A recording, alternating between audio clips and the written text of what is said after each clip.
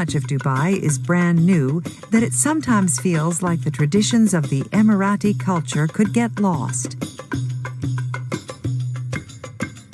But there are elements of traditional architecture that are not only being preserved, but becoming increasingly popular in modern designs.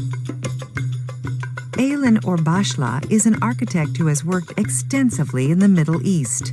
I'm an architect by training, but I specialised in historic buildings and the conservation of historic buildings and historic areas. The main architectural tradition, or the main house type of the sort of richer merchants, was the coral-built courtyard houses. They were square or rectangular with a big courtyard in the middle that would provide shade during the hot summer days.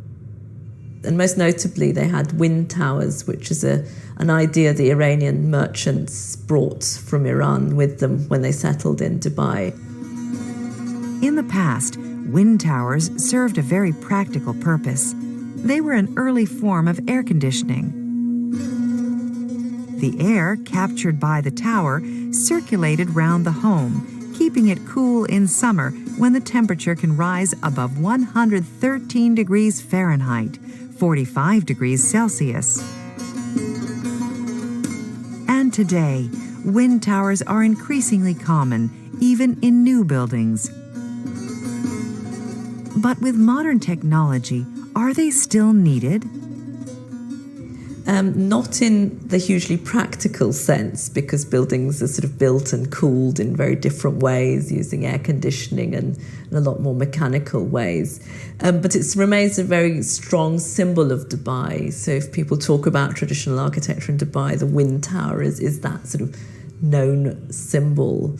And therefore, many new buildings in Dubai have used the wind tower in one form or another, in a sort of symbolic way rather than an actual useful way.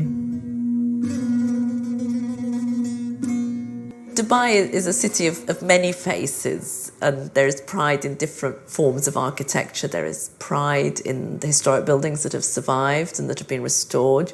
There is pride when people choose to use the wind tower in their architecture, in their buildings, and they are sort of well talked about amongst locals.